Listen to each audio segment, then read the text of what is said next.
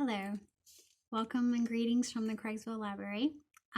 Today I was going through some of my puppet books and we have a great story. It's called Amazing Grace, and she comes with her own nice little doll over there. So we're going to get started. This is such a great story and I hope you guys enjoy it as much as I have today.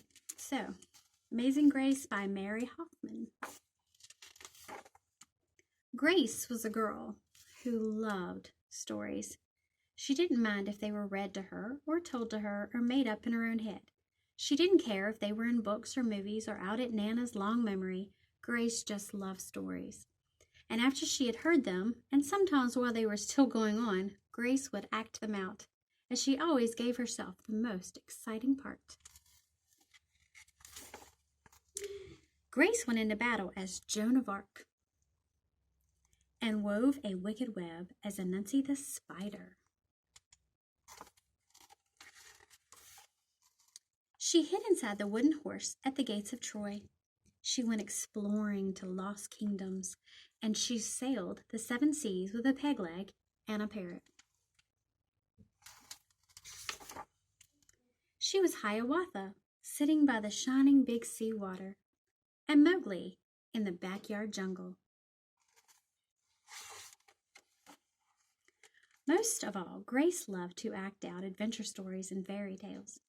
When there was no one else around, Grace played all the parts herself. She set out to seek her fortune with no companion but her trusty cat, and found a city with streets paved with gold. Or she was Aladdin, rubbing his magic lamp to make a genie appear. Sometimes she could get Ma and Nana to join her when they weren't too busy. Then she was Dr. Grace, and their lives were in her hands. One day, Grace's teacher said that they would do a play, Peter Pan. And Grace knew who she wanted to be. When she raised her hands, Raj said, "You can't be Peter. That's a boy's name." But Grace kept her hand up. "You can't be Peter Pan," whispered Natalie. "He isn't black." But Grace kept her hand up. "All right," said the teacher. "Lots of you want to be Peter Pan, so we'll have to have auditions next week to choose parts." She gave them words to learn. When Grace got home, she seemed sad. "What's the matter?" asked Ma. "Raj says I can't be Peter Pan because I'm a girl." "That just shows what Raj knows," said Ma. "A girl can be Peter Pan if she wants to." Grace cheered up, and then later she remembered something else. "Natalie says I can't be Peter Pan because I'm black," she said. Ma looked angry. But before she could speak, Nana said, "It seems that Natalie is another one who don't know nothing. You can be anything you want, Grace, if you put your mind to it."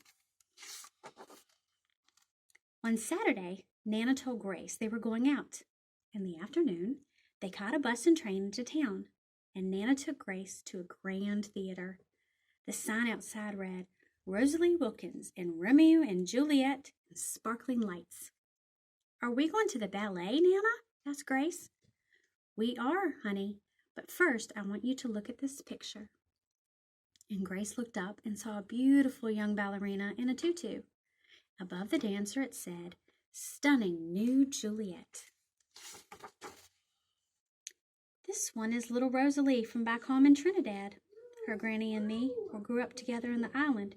She's always asking me, do I want tickets to see her Rosalie dance, and this time I said yes." After the ballet, Grace played the part of Juliet, dancing around a room in her imaginary tutu. "I can be anything I want," she thought. On Monday, the class met for auditions to choose who was best for each part. When it was Grace's turn to be Peter, she knew exactly what to do and all the words to say. She had been Peter Pan all weekend. She took a deep breath and imagined herself flying. When it was time to vote, the class chose Raj to be the Captain Hook and Natalie to be Wendy, and there was no doubt who would be Peter Pan. Everyone voted for Grace. "You are fantastic," whispered Natalie. The play was a big success, and Grace was an amazing Peter Pan. After it was all over, she said, "I feel as if I could fly all the way home." "You probably could," said Ma. "Yes," said Nana.